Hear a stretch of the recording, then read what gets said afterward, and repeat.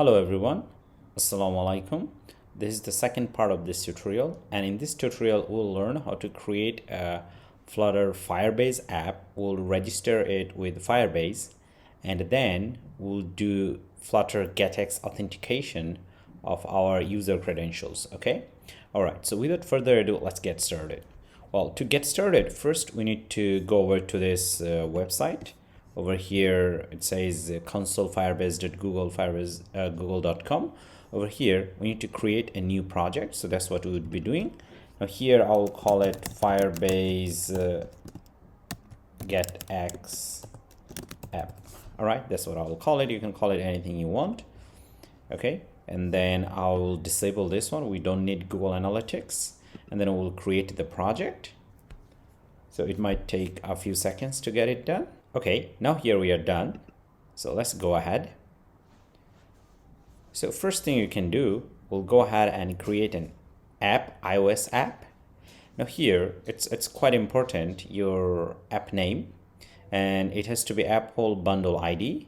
And to get that, what you could do, you could open your app, like if you come over here, and there is this iOS section, which is this one. All right, and you could try to open this in Xcode. Okay, so this is my app over here, and under iOS folder I'll find the second runner.xc workspace, this one. Okay, not this one, the second one, and then I'll double click to open it. Okay, now it will get open. And now here, this is the bundle identifier, and this part has to be unique. In general, when you open it, it's more like example.firebase, blah, blah, blah, whatever you use. So you need to change this one. So let's give it an unique identifier or name. So here we'll do Getx app, getx.app, like that. .db, because that's my domain name, the best tech. Okay, now that's it. And after that, make sure you have iOS version 10 or above 10. Okay, otherwise you'll get an error. Most probably Firebase doesn't really support below iOS 10. And over here, make sure that you have unique identifier. Most probably it should be a domain name, but anyway, so we'll minimize it over here now. But before we do that, actually, we can copy this section, this name identifier. This would be pretty useful because this name, we need to use it in many other places for Android settings as well. Okay, so we'll minimize it. Now we're good. Okay, so once you're done with this, you'll copy paste this one over here, and rest of the stuff you don't need to change. You can just go ahead and register the app.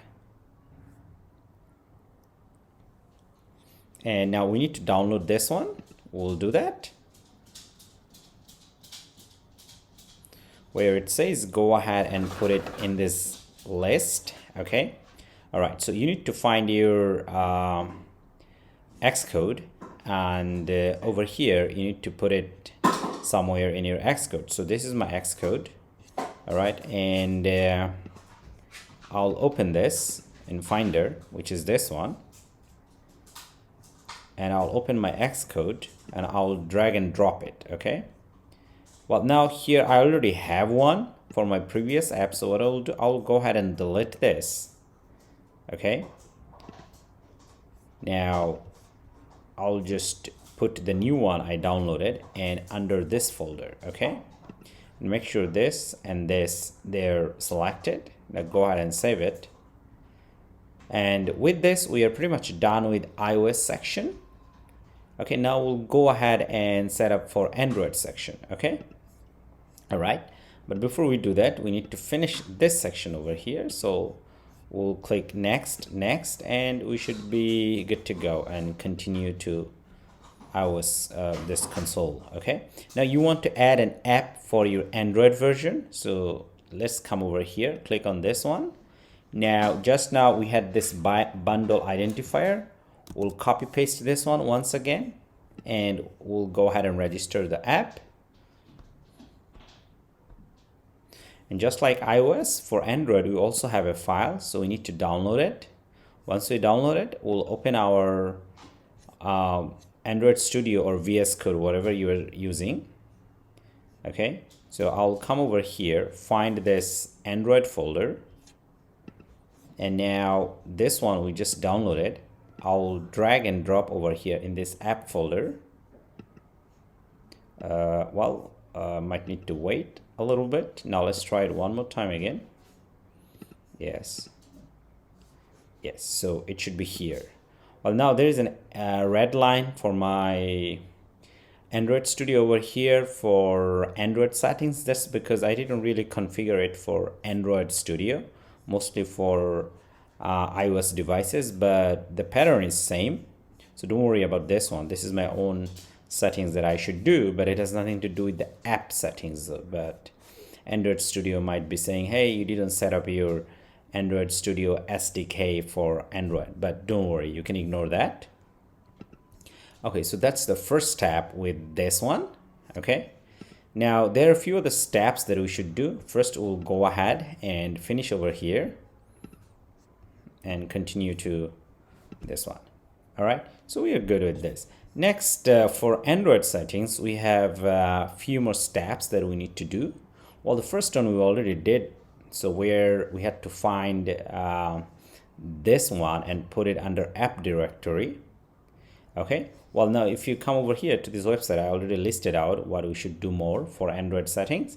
So over here, we need to find this file build.gradle, which is under app directory. Okay, over here, this file. Okay, and we need to open it up. And once we open it up, we need to add these 4 lines in this build.gradle. So let's go ahead. Now this is our build.gradle under app directory. So I'll minimize it over here. Okay. Now here it says that this is, you need to use the first line. Okay. Okay. So we'll copy paste this one. And it says that you find this place where it looks like this and copy paste this line. Okay, so that's what we'll do. So we'll find, okay, this is the exact place that we're looking for, and we'll copy paste this one. Okay, so we are done with the first setup. And for the second setup, while that's setting up your application ID, well, I'll just go ahead and copy this one. And so second and third line in the same place where it says default config. So here we need to set up application ID and multi-desk enable. So that's what we'll do now. So we'll find default config, but here there's already an application ID. So all we need to do, change this one. But this is the bundle identifier, and bundle identifier was over here. It should be the same for iOS and Android app. Okay. So just go ahead and copy and put it over here. Okay, and we should be good to go. And well, there is a third line, and the third line is this one. So multi-desk enable. So let's go ahead and copy this, and we'll just put it right below it. Okay, we are good. Now there is a fourth line. For fourth line, we'll copy paste this one. And let's see, over here, for fourth line, we have to find the dependencies section and put it there. So let's find dependencies over here.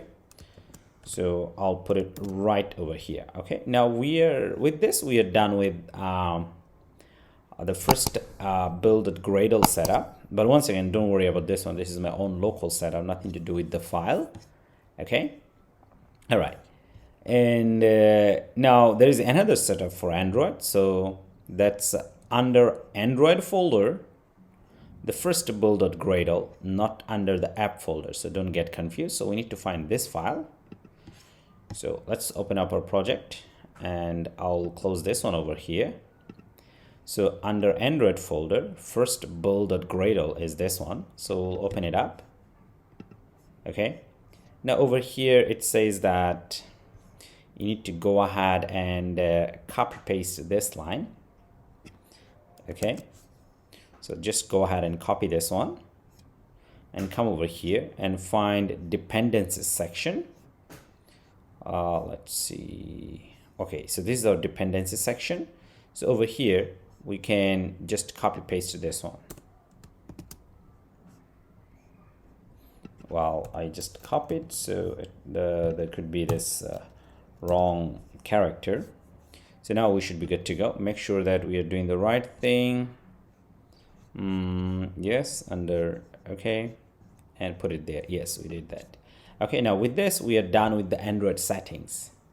We need to come to our app, which is Firebase Getx app, and over here we need to create our user and sign in method. So here we'll click get started. And now here you need to choose your sign in option. In this tutorial we'll just go ahead with email and password. In future we'll do all of this, Google, Facebook, and Twitter. Now here go ahead and enable this one and save it. Okay, and you should be good to go. Now here you'll see if you have a user or not. Okay, so the next part we'll go ahead and use Getx authentication for our Firebase app. Okay, well, so in last tutorial we have done our sign up page and welcome page and the login page. So now we'll build our authentication page or auth controller. Okay, well, to do that, first I'll go ahead and create a new file, and I'll call the file auth controller. Well, in previous section we already installed our Getx. Okay, now here we need to install our Firebase Auth and Firebase Core plugins. Okay, so to do that we'll come to our terminal, we'll clear the terminal, and here we'll write flutter pub add Firebase Auth.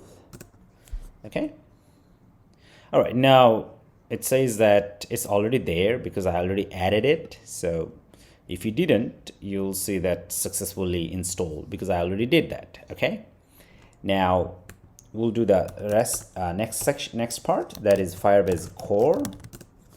Okay, and the same over here, I already did that. Okay, so now we'll come to our pubspec YML file over here and let's check it out. So they're already there. But now one important thing to notice, from my experience, you should install this one first and then this one. If you do the opposite, you might get error. Okay, so this is very important. At least that's what I have faced. I mean, I was trying to install this one first and this one later, and I got an error. Anyway, so with this, we are done with this Firebase plugin installation.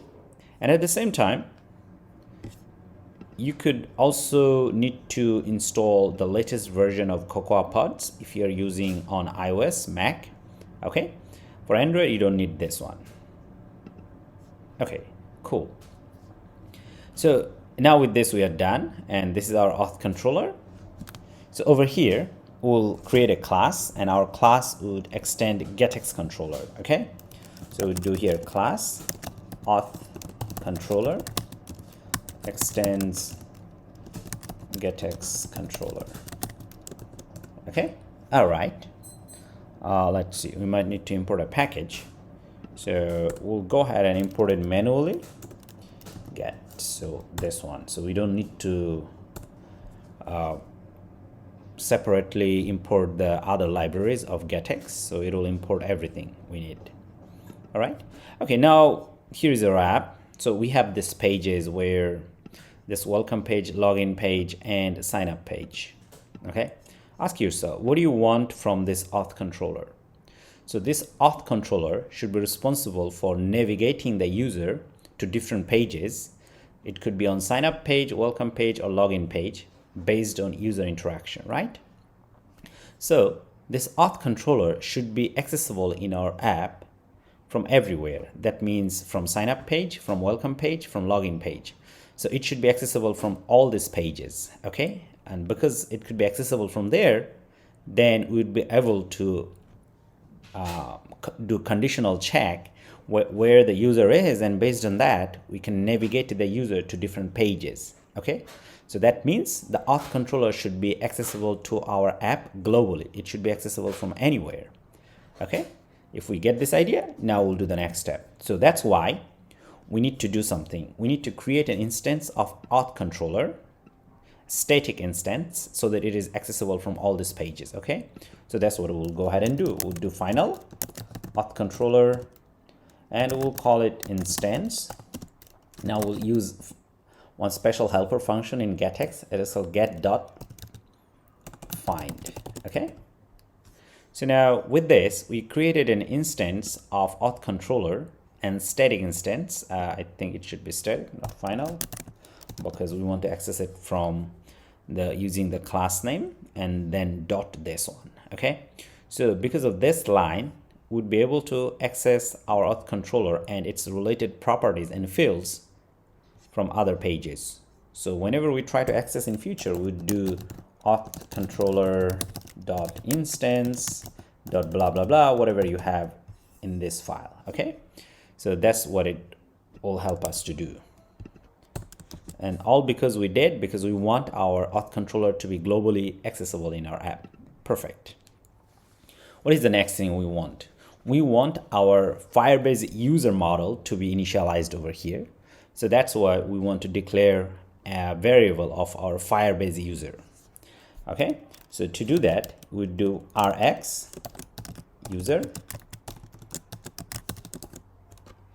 Okay, and we'll create a private variable. We'll call it user.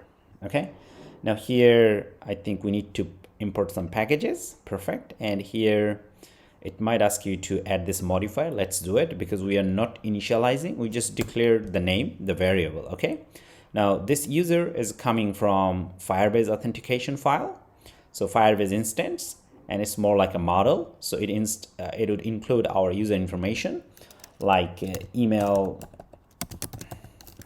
password, name, things like that. Okay, so that's what it include, our user. So I'll go ahead and put it up there. Okay, now that's one thing. Now we also want to create a variable for our Firebase authentication module. Okay, that's what we'll do. We'll go ahead and call Firebase auth, and we'll call a variable, name it's auth, and here we'll do Firebase auth dot instance, this one. So using this one, we'd be able to some of the properties and fields of Firebase auth that would be useful for our app for our authentication and navigating to different pages. Okay, so these 3 lines are very important and you should know why we are doing this. Okay, so using this one, we'd be able to access a lot of properties from Firebase. Okay, or Firebase auth. All right, so far we are done. So here we initialized, declared this variable. Now it's time to initialize it. Okay, and for this one, we'll use a special function in Getx, and we need to override it. We do void on ready. Now we do super dot on ready. Okay, perfect. Now this gets called after when our Getx controller is initialized, after the init method is done, and then here we can do some initialization, the things that come from our network. Okay, so that's why we do our user this variable initialization over here. Okay, yeah, that's what we want to do. Now we have another variable, and which we initialized already, which is called auth. Now auth has a property. The property is called current user. Okay, so we want to get that. So whoever is trying to use this app will try to get a model for that user from Firebase. Okay, using this one. So now here, well, here you see, okay, we need to insert this one. All right, now we need to be able to use it. So we want to send it to our user over here. Okay, now you'll see there is an error because the type conversion or type casting. So it's asking to cast it. Well, we'll do manual casting like this. Okay, so we'll cast it to rx user. Okay, Now this is the Firebase instance, but now here, because we are using Getx, so it changed a little bit. We had to wrap it around Rx, and this is so Rx user, but this is not. So we are casting it to be Rx user. Hopefully it makes sense. Okay. All right. Now that's it. The other thing we need to do, we need to, well, because of this one, whatever we get from Firebase auth, that's more like our user. Okay. Now user would be signing in, signing out, log in, or navigate to our app. They would do different things.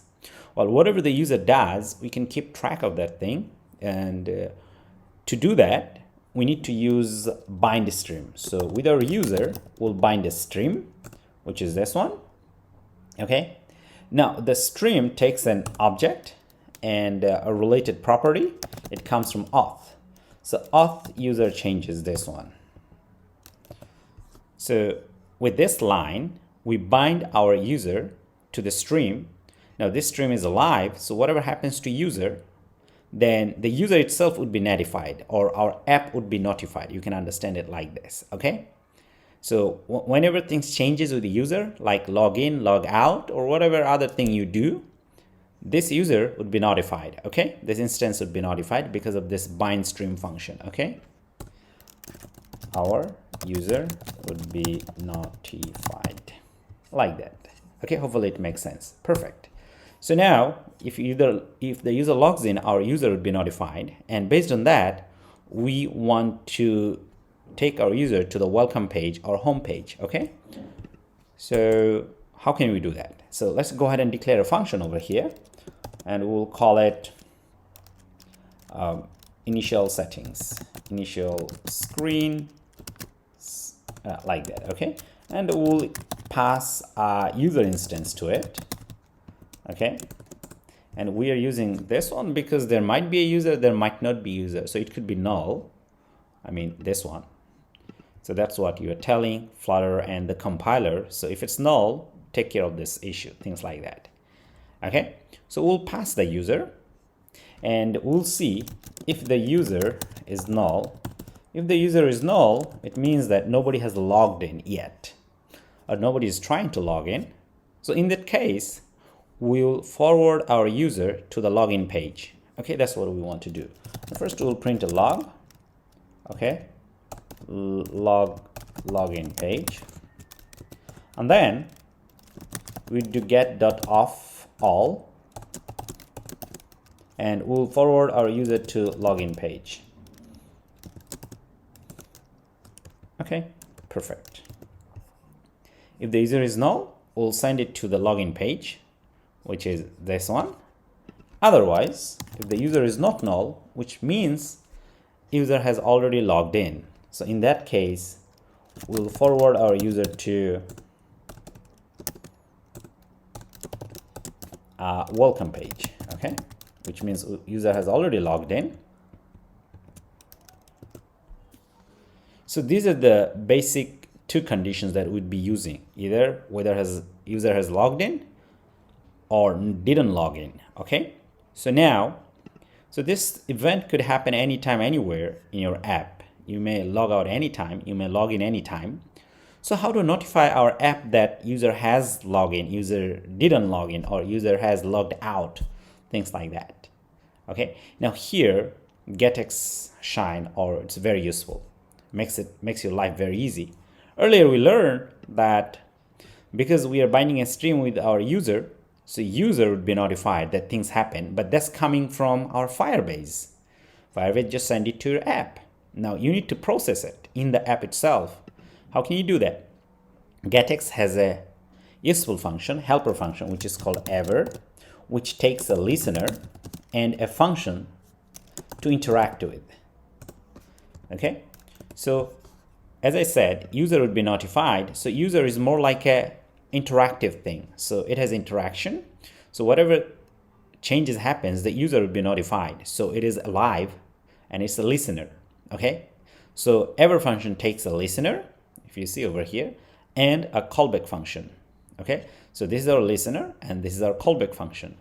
And based on whatever happens here, every time things changes with the user log in, log out, this function would be notified. Okay.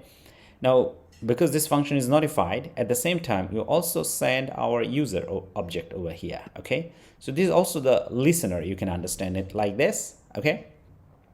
So based on this state, we'll divert or navigate our user to different pages. Okay. Hopefully it makes sense. And this is where ever function is really, really useful and makes your life easy. So it would be listening any changes all the time. Okay. You can do much more powerful thing with ever if you deep dive into this one. Anyway, so now we are actually done with the actual authentication. Okay. Our app authentication or auth controller, where we know what is the user is doing based on this one. Okay. Perfect. Now that is very core part that we have done.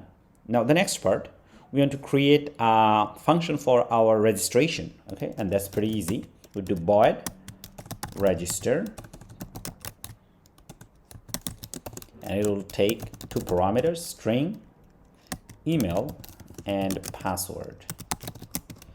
Okay, so with this, we'll ask the user to register. So this is a helper function that would be called from our sign up view. Okay, now sign up view would pass email and password to it. So once we get this email and password, we can get a helper function from our auth. Okay, which is from Firebase auth. All right, so here we'll call auth dot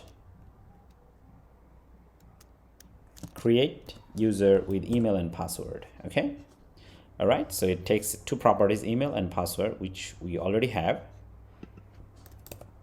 Okay, now this kind of thing you should do within try catch clause. Okay, so I'll cut it, and now here I would do try catch,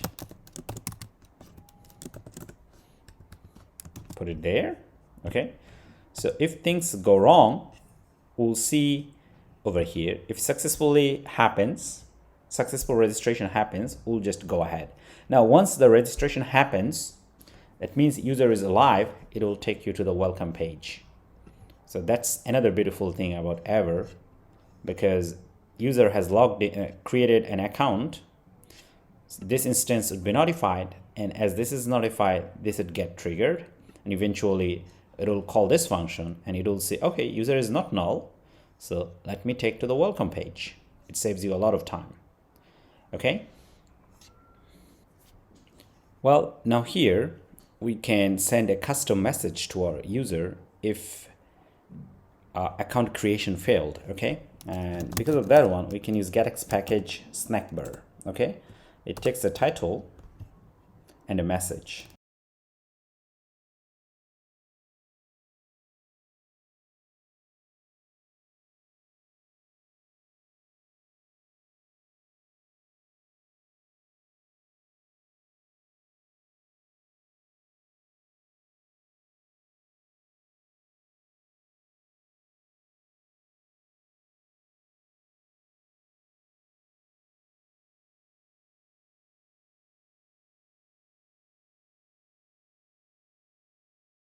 Okay, all right. So far we are done with this registration section.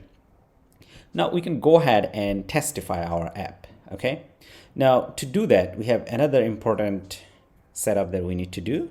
We need to come over here to our main file over here. Now here we need, because here we have this auth controller, and we want to bind it to the app during the initialization. Okay, so there would be a lot of binding, as well as because our Firebase is also coming from external sources, so we need to wait for that. So we'll tell Flutter to wait and make sure that the binding happens both from Firebase and our authentication controller. Okay, so now Flutter provides a helpful widget, which is called widgets Flutter bindings, this one, and there is a helper function which is called ensure initialization or initialized, and after that we can go ahead and call our Firebase to await Firebase dot, well, I think we also need to import the library. Okay, then init app, this one. Once the init app has been done, then there is another helper function which is then callback actually, and within it you need to pass your auth controller. So that's what we do. So get dot put auth controller, this one. Okay, now we also need to add a modifier over here and we should be good to go. Now over here, this is also dependency injection, okay? Because our app depends on this auth controller. So we need to inject it, which means we need to use it actually. And with this, the dependency injection is done. And because of this one, now our app would be available through, this auth controller would be available to our app from everywhere using this one. Okay, perfect. So now we'll go ahead to our sign up page over here, and we want to find this button which is called sign up.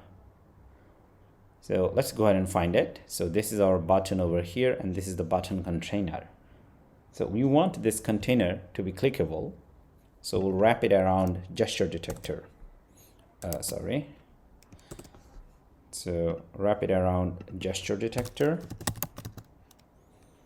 Okay, and now it takes on tap event. Okay, all right, and now over here we'll call auth controller.instance. Well, I think I might have a type. Oh, sorry, it's instance. There should be an S though. Anyway, I copied it from there. Sorry. Another instance. Now here register. Okay, but we need to import the package as well. Let's go ahead and import it. Okay, now register instance dot register, this one. Okay, so it needs email and password.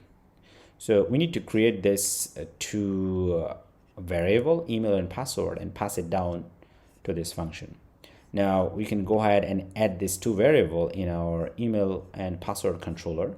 Before that, we need to declare them at the top. So here I'll declare var email controller text editing controller. Okay, and here I would do password controller text editing controller.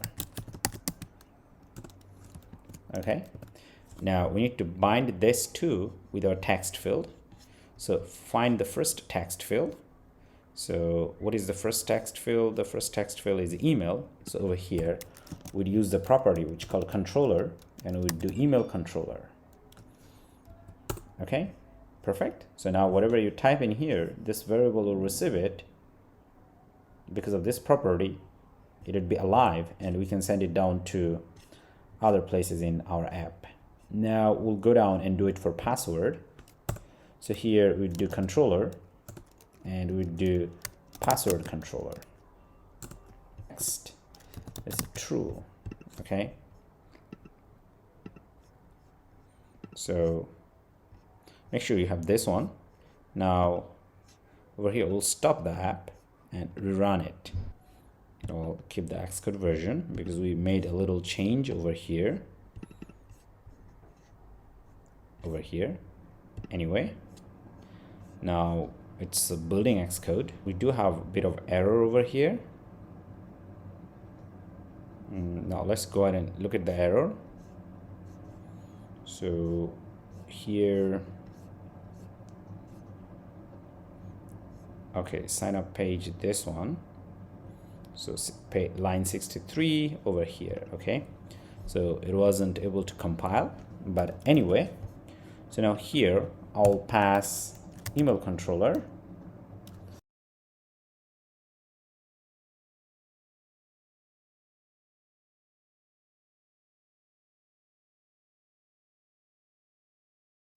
Okay, so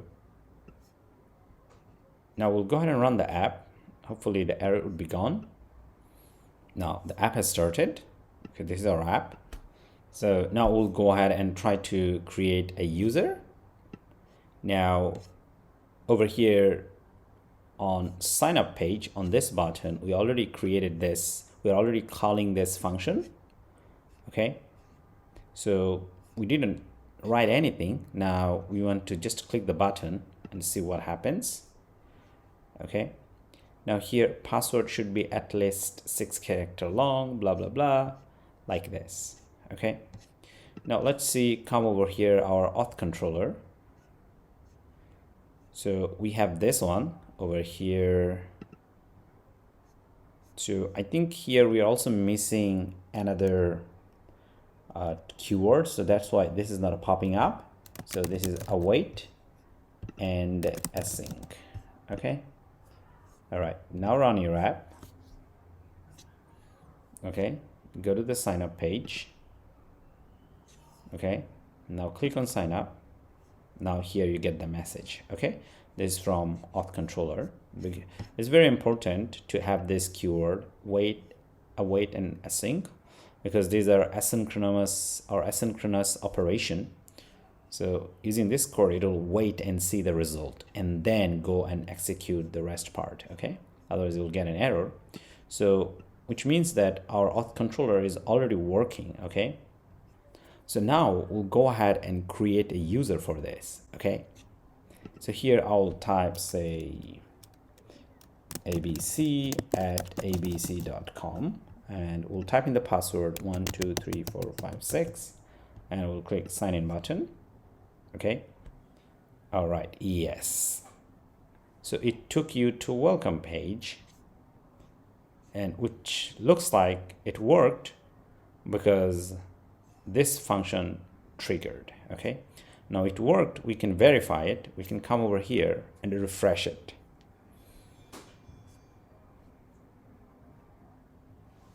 Okay, our user is here. Okay, that's what we just typed in.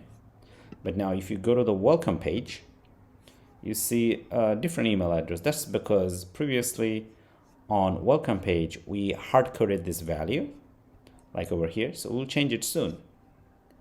So, well, before we go ahead, let's go ahead and create another 2 methods. All right, to do that, I'll just copy paste them. So I'll copy this one, I'll put it right there, and I'll change the name to login. Okay, so for login, the same thing will send from our view, the email and password. Okay, now here we need to change this one, so we'll change it to sign in with email and password. So this is the method coming from our auth instance. Everything else stays the same. Now here you can change the message title about login message. All right, login failed. Okay, everything else could stay the same. So this is a login method, and we need to have another method that's for logout. Okay, well, logout doesn't take anything, we'll just log out, so we'd call auth.signout. So this is the method, once again coming from this one. Now here let's add the keyword to be safe. Okay, so you already have this 3. Okay, so now the first thing we want to do, we want to go ahead and log out the user. Okay, now logout happens from our welcome page. So we'll come to our welcome page over here, and now this is the button, sign out button, which is this one. So we'll go ahead and wrap it around gesture detector so that we can access to the on tap event. Now here we do on tap. Now here we do auth controller instance dot logout, this one. Okay, perfect. Now over here we also want to change it. we don't want it to be fixed. So we want to send it from our auth controller. So what happens? Take a look. So if the user is null, which means user didn't log in, so we go to the login page. But if the user logged in, we go to the welcome page. And because user already logged in, so we have access to the user credentials. So we can pass that one to our welcome page. So we do email.user.email. Okay. So now, of course, it's being cranky because we don't have this parameter on our welcome page. But once again, over here, this email property is coming from this user instance. Now we need to add this to our welcome page. So I'll leave it empty now. I'll come back to it soon. So we'll come over here and create a string for our email. And over here, we'll receive it from the other Dart file. And here we do this.email. Okay, and it might ask you to use the required keyword, and we did that. Now come down over here. Now here you can just do email. Okay, all right, and let's see. Now let's go ahead and save it. Well, we got an error. Okay, now it worked, because you needed to restore the app because the state changed. Now over here, we can simply go ahead and click logout. So once you logged out from the auth controller, this one got triggered. As you can also see, login page. This is the message. So it took you to the login page. Okay. So now we have this user over here, ABC. Okay. Now go ahead and create another user. Okay, so we'll go ahead and create another user, and here I would call info@debesttech.com. Password is 123456. Let's sign up. Okay, so now it's working because this is the message and email address we had. Now we can go ahead and make sure that it worked over here. Yes, this is my email address, so which is working. Okay, so now the next step is signing up. But for signing up, we already have the method. So all we need to do, we need to come over here to our login page and first create our text controller.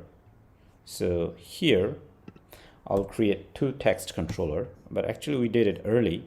So I'll just go ahead and copy paste from here and put it right there. And now we need to find those two fields. Okay, anyway, so let me log it out. So those two fields over here, email and password. So let's go ahead and do that. So now here, email. So here it takes controller. So I'll do email controller. And we'll come to the password section. Here, controller, password controller. Now password obscure should be true, which we already did. Now we need to find this button. Okay, so to find this, well, the button should be, let's see, this one, which is wrapped around within this controller. So we'll go ahead and wrap it around a widget, and we'll call it, we'll use gesture detector one more time. And here we do on tap. Okay, so we can just simply go ahead and call our function using auth controller, controller.instance.login. This one needs email and password. So email is coming from our email controller, text.trim. And over here, the same. Password controller .text.trim. And with this, we can save it. Well, to be able to work, let's go ahead and save it and restart it. Now we didn't sign in, so let's click on the method. So it said login failed. user doesn't exist like that. That's because we already have this custom message from here. Okay, now we'll sign in using our first account abc@abc.com and our password 123.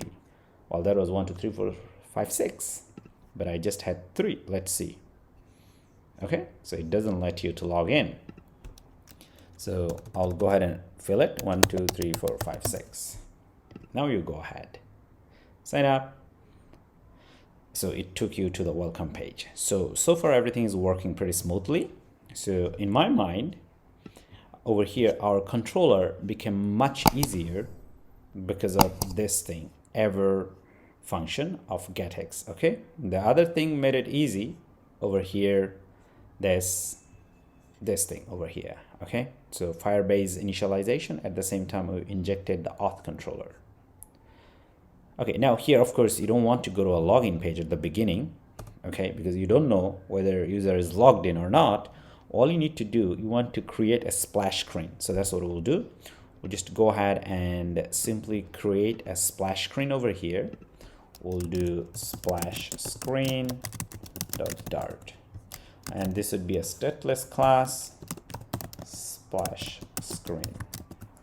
Okay, and over here, now here we'll return this container, and it will have width and height. So we do width double dot max